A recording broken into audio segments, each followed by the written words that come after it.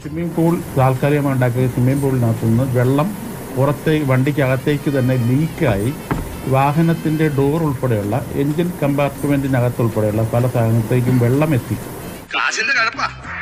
റോഡിലേക്ക് ഇവരുടെ ഡോർ തുറന്ന് ഈ താൽക്കാലികമായി ഉണ്ടാക്കിയിരിക്കുന്ന പൂളിൽ ഉള്ള വെള്ളം റോഡിലേക്ക് തുറന്നു വിട്ടു. ഇവന് കുറച്ച് ബുദ്ധി ഉണ്ടായിരുന്നെങ്കിൽ മന്ദബുദ്ധി എന്നെങ്കിലും വിളിക്കായിരുന്നു. അതും ഇല്ലാതായി.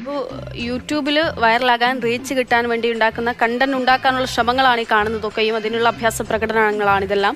ഇപ്പോൾ മോട്ടോർ വാഹന വകുപ്പിന്റെ നടപടി എങ്ങനെയാണ്? ടെക്കി സഞ്ജുവിനും വാഹനത്തിലുണ്ടായിരുന്ന മറ്റ് 3 പേർക്കും 3-4 ശിക്ഷാ നടപടികളാണ് മോട്ടോർ വാഹന വകുപ്പ് നൽകിയിരിക്കുന്നത്. അതിൽ ഒരാവേശത്തിലെടുത്ത് ചാടി വേണ്ടായിരുന്നു അല്ലേ?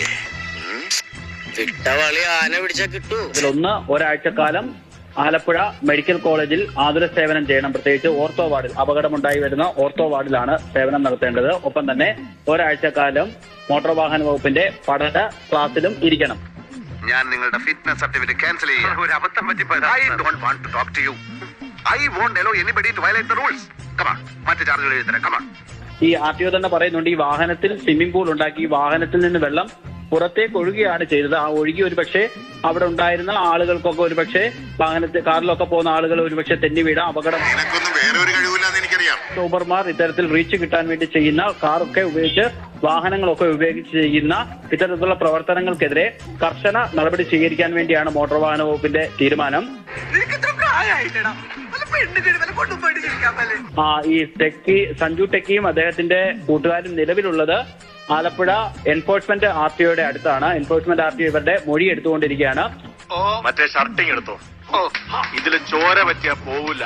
വാഹനത്തിന്റെ പെർമിറ്റ് RC ബുക്ക് റദ്ദാക്കാൻ വേണ്ടിയും തീരുമാനിച്ചിട്ടുണ്ട്. ഒപ്പം തന്നെ ഈ വാഹനം ഓടിച്ച ആളുടെ ലൈസൻസും 1 വർഷക്കാലത്തേക്ക് സസ്പെൻഡ് ചെയ്യും.